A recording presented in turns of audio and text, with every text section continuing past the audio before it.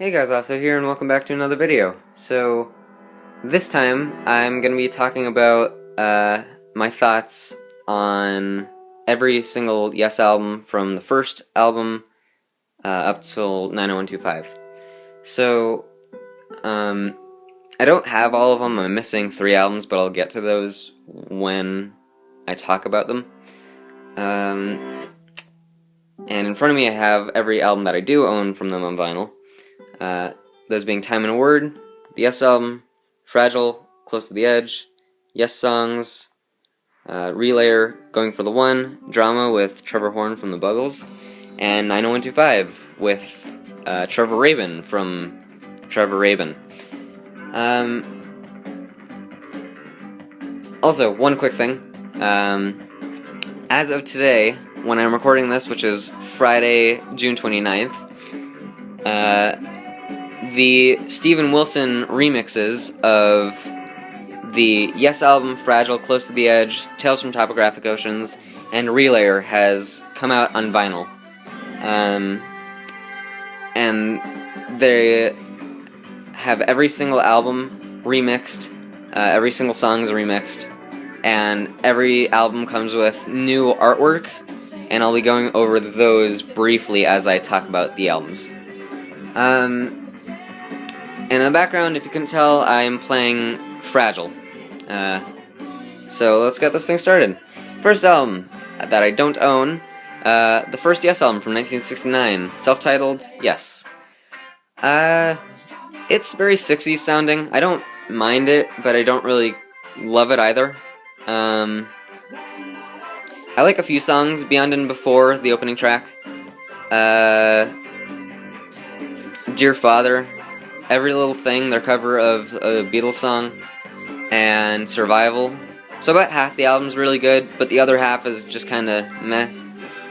I don't dislike any song on the album, it's just I don't really like half the album. So, yeah. I actually like 90125 more than the first album, which is not a very popular opinion. But whatever. My opinion is my own, and other people can choose to disagree. So yeah, my favorite song on the album is their cover of Every Little Thing by the Beatles. The next album is Time and a Word from 1970. It contains great tracks such as No Opportunity Necessary, No Experience Needed, Then, Sweet Dreams, Astral Traveler, Time and a Word, and is the track listing on the back of here because I can't remember the name. Every Day is by Stephen Stills. That is the name. Stop Falling. You need to stop falling, Relayer. But yeah. No Opportunity Necessary, No Experience Needed is a great cover song, originally by Richie Havens. A lot of people don't like Time and a Word very much because it has excessive use of strings and it's classified as Baroque pop, but I don't really mind that because even though it uses a lot of violins on it and like orchestral arrangements, I used to play violin, so more violin is always a good thing on an album for me. I don't think you can really have enough violin. So yeah, that's probably my favorite track, is No Opportunity Necessary, No Experience Needed. Then is also a beautiful song, with some of my favorite drumming from Bill Bruford. And Every Days is a nice song, nice jazz song. Sweet Dreams is very nice, and Astral Travel is really good too. This is my third favorite studio Yes album, actually, after Close to the Edge and the Yes album. So, yeah, I love this album, and I'll be moving on to the Yes album. From 1971, this was the album where Steve Howe came in to replace Peter Banks, who left because he didn't like the way that the music was progressing. Peter Banks left because he didn't like the fact that they added an orchestra, or orchestral music, to their music. So he left in 1970, and they brought in Steve Howe, who is one of my favorite guitarists. So let's talk about the material of the album. Actually, first, let's talk about the redone cover art for the Steven Wilson remixes.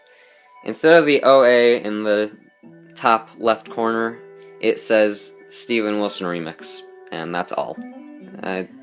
It's easily my least favorite out of the new covers, but I'm fine that they kept it the same. Now into the actual material of the album. It starts off with an amazing song, Yours Is No Disgrace. It also has The Clap, which is a guitar-only song from Steve Howe written for his son. And that song's very nice. It has my favorite Yes song on it, Starship Trooper, so it goes without saying that that's my favorite song on the album. It has I've Seen All Good People, which is a very well-known, very well-done song, and Perpetual Change. It also has Adventure, but I'm not a big fan of Adventure. It's okay. But, yeah, most of the album is really good, and it's my favorite Yes album. Yeah, Starship Trooper's great, Yours Is No Disgrace is amazing, Perpetual Change is amazing, and I've Seen All Good People used to be my favorite Yes song, so yeah. It has two of my former favorite Yes songs on it, so if that says anything about the album, there you go. Moving on to Fragile. The redone cover art for the Steven Wilson remix has a pitch black background with more detail given to the ship on the cover, as well as the trees and the grass and the water. So really everything's just updated, and it looks so much better. It's probably my favorite out of the new covers. It has Roundabout, it has South Side of the Sky, it has Long Distance Runaround, it has The Fish, which is a bass solo by Chris Squire, and it has Heart of the Sunrise, which is my favorite song off the album. However, it also has Cans and Brahms, We Have Heaven, and 5% for Nothing, which I don't think are very good songs, and they kind of bog the album down. By no means a bad album, especially considering I love over half of the songs on here. It's not my favorite. I do understand where a lot of people come from if they think that this is the best Yes album. I just don't. So yeah, my favorite song on here is Heart of the Sunrise. The next album, Close to the Edge from 1972. It only has 3 songs on here, but my god are they amazing. This is my second favorite Yes album, studio Yes album anyways. And it starts off with a nearly 20-minute song that takes up the entirety of the first side, called Close to the Edge. It's the title track. And it is my favorite sidelong epic of any album ever.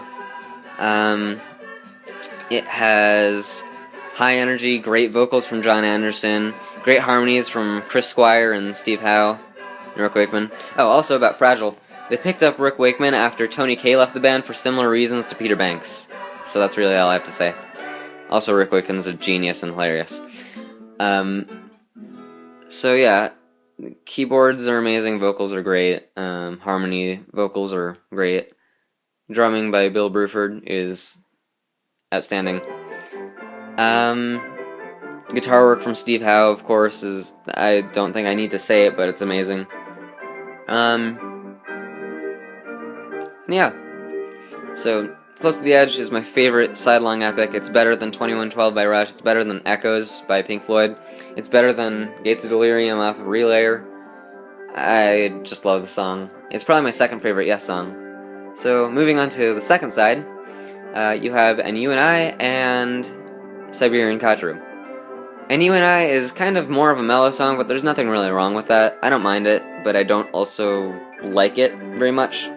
I like it enough, but yeah, really that's it. I like it enough. But Siberian Khatru is another amazing Yes song. I don't like it as much as Close to the Edge, but I do really like the vocals on it. I like the amazing bass work by Chris Squire.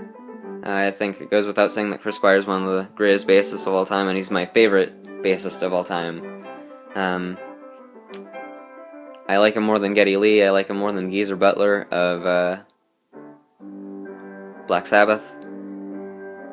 I like him more than John Entwistle of The Who.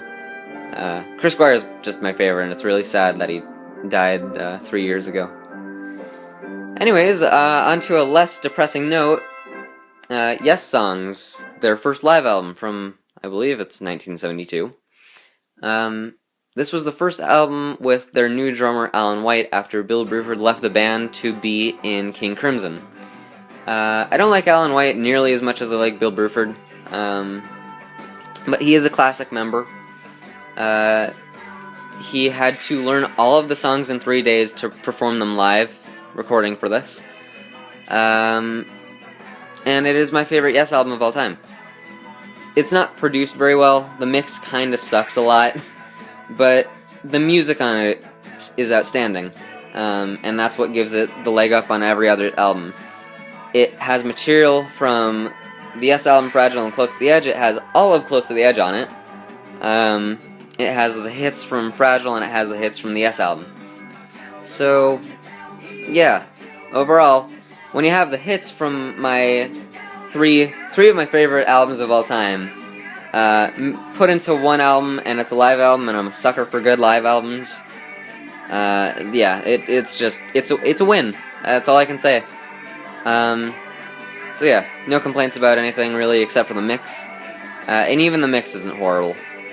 And my favorite song on here, despite having Starship Trooper, is Close to the Edge. I think that the version of Close to the Edge on this album is better than the version of Starship Trooper.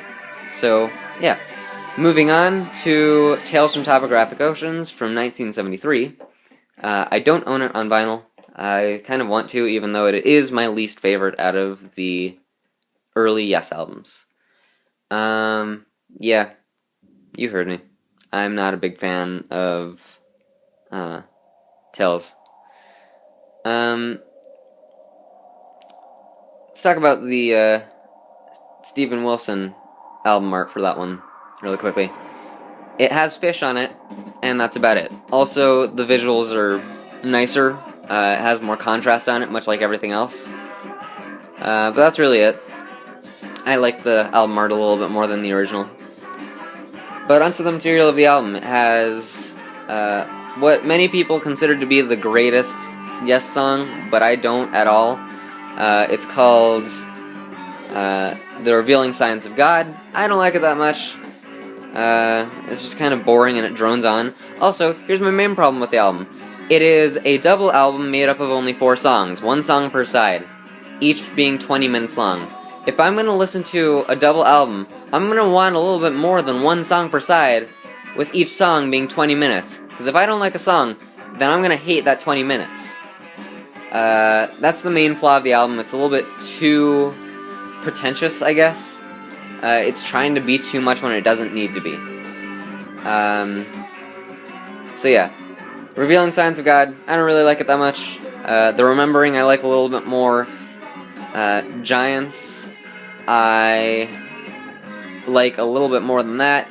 And Ritual is my favorite song on the album. So, yeah. There's no really standout tracks on the album for me. I don't hate it, but I also really don't like it. And as much as I don't like it, it is miles ahead of anything Yes put out after 90125, in my opinion. So moving on to Relayer, let's talk about the Steven Wilson cover for this one really quickly. It has a little bit more contrast, so everything doesn't just blend together.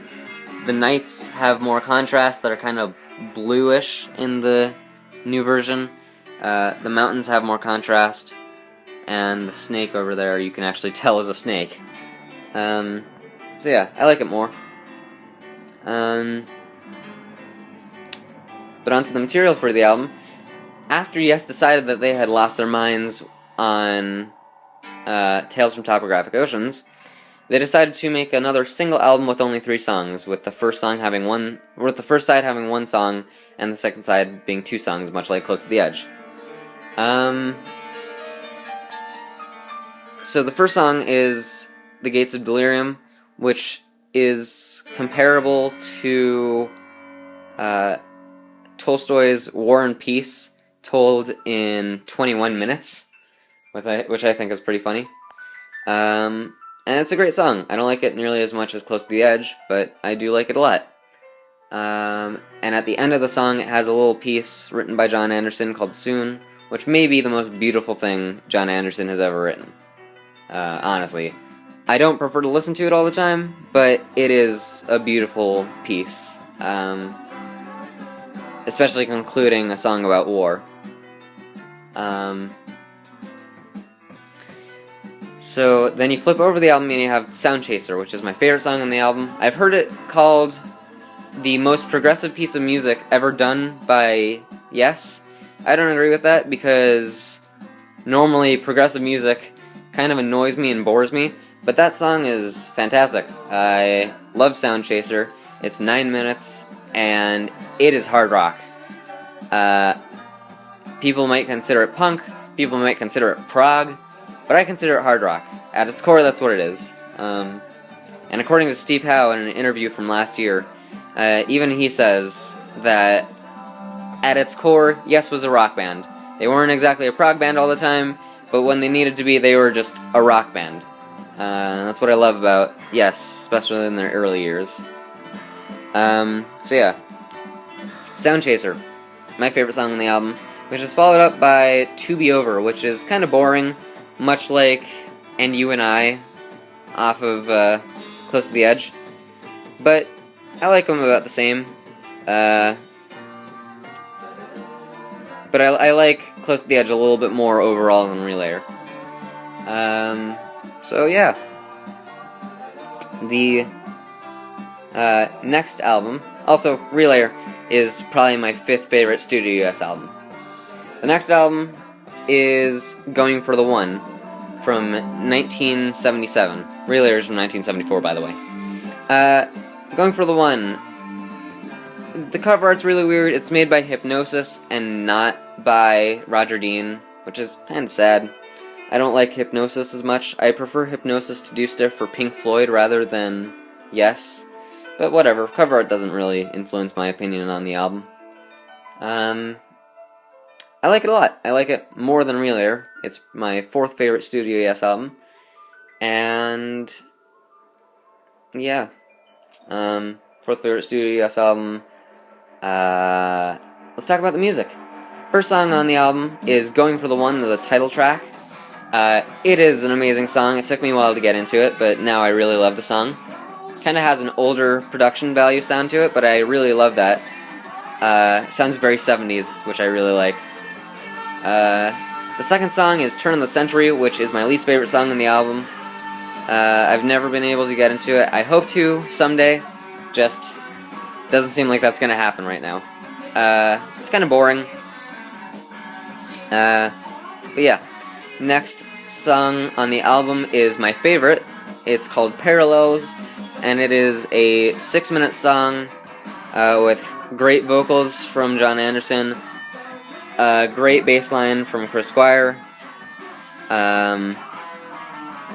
great drumming from Alan White, and great guitar work.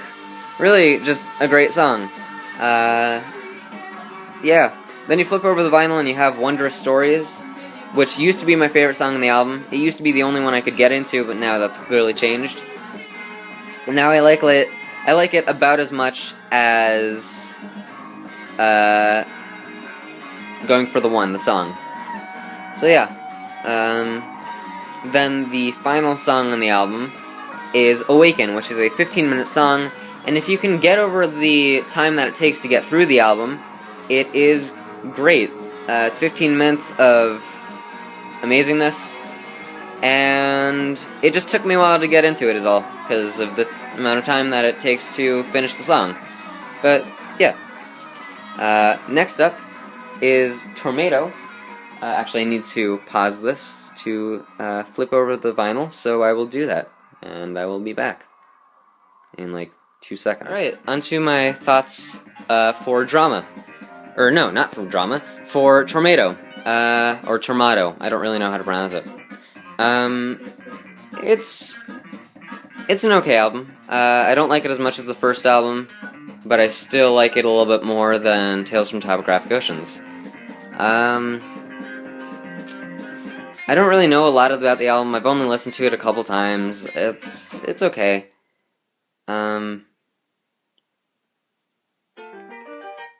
Yeah.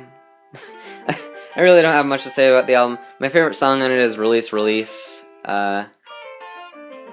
And my other favorite song on it is On the Silent Wings of Freedom. I think that's the name of the song.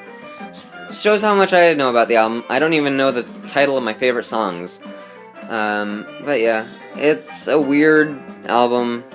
The cover of it is another one by Hypnosis. Not really into it.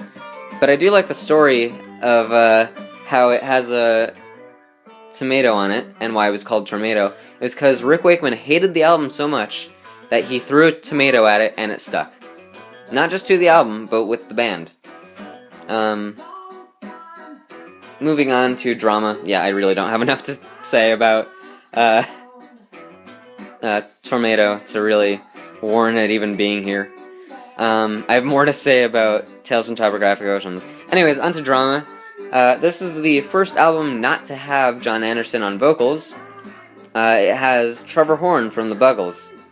I got this at a record store in Hollywood, and it was like $6, which is amazing considering it was basically unused.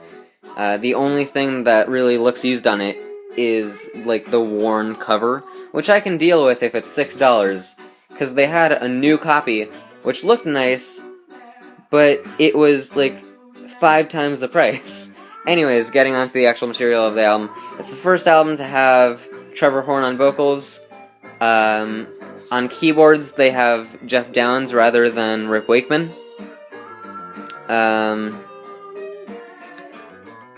I'm not a big fan of Jeff Downes, but I do like Trevor Horn's work on this album.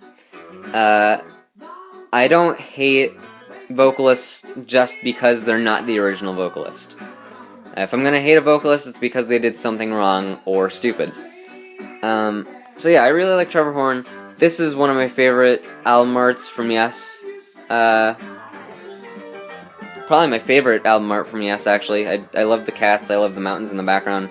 And the chrome Yes logo with drama in like sharp chrome plate thing. It just looks really cool. Anyways, it starts off with Machine Messiah, which is my favorite song on the album, which is a 10-minute song that is like progressive metal, which is awesome, considering Yes had been a prog rock band up until this point, and still were even with the album. It was kind of a prog metal song. So yeah. What else do I have to say about this?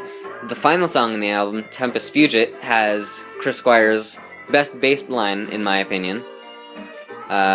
You need to go listen to that song, because if you haven't, you're missing out on some amazing bass work by Chris Squire. But yeah, really aside from those two songs, nothing really special. I like the bass work from Chris Squire on Does It Really Happen? But aside from those 3 songs, nothing really amazing on the album. Man in a White Car is a weird song. I don't like Into the Lens. It's very poppy. Too poppy for me. With Trevor Horn singing I Am a Camera, I Am a Camera. Yeah, great. That's really what I want from Yes. But, yeah. Overall, I do like the album. Slightly less than Fragile. I used to like them about the same, but since then I've gotten into more Fragile songs. I might get into this album a little bit more with time. Who knows? But the final album I'm going to talk about, 90125. The first album with Trevor Rabin on vocals. 2 Trevors in a row on vocals. Great.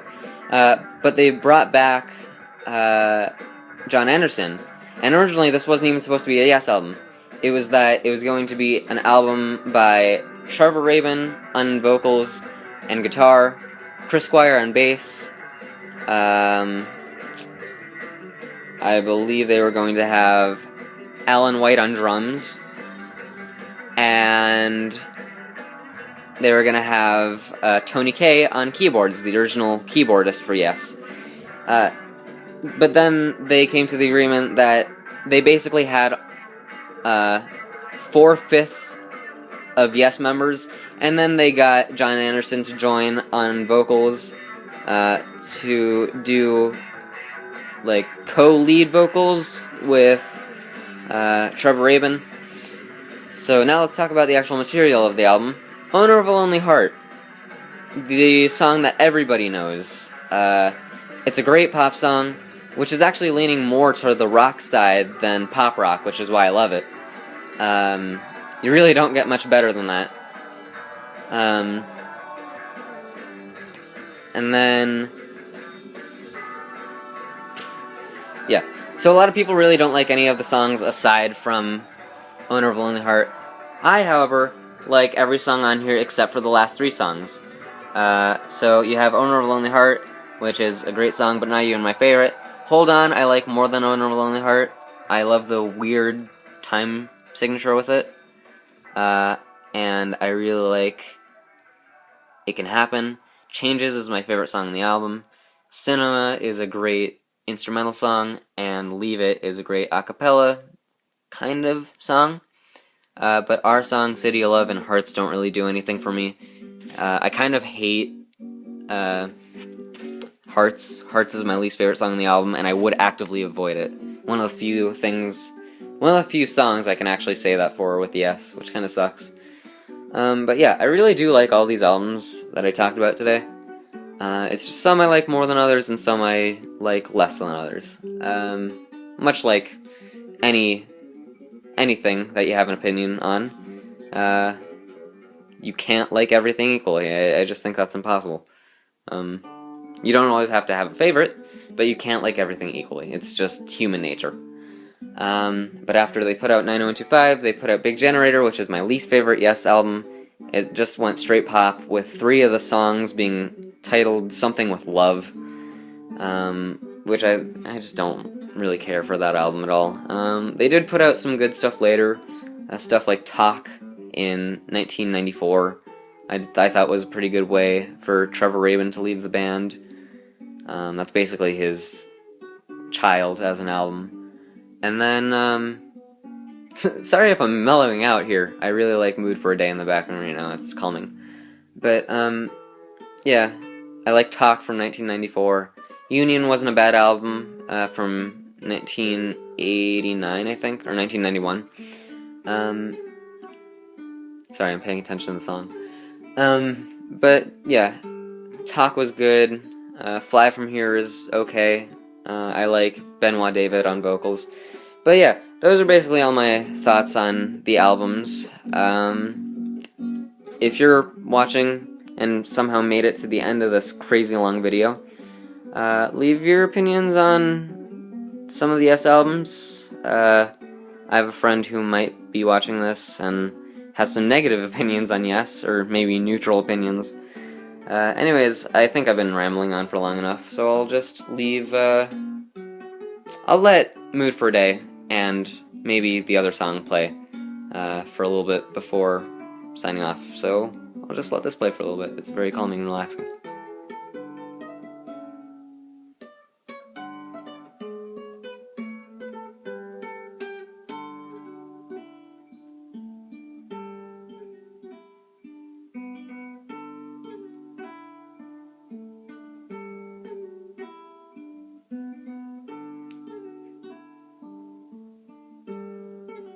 Anyways, that is where I'm gonna end it.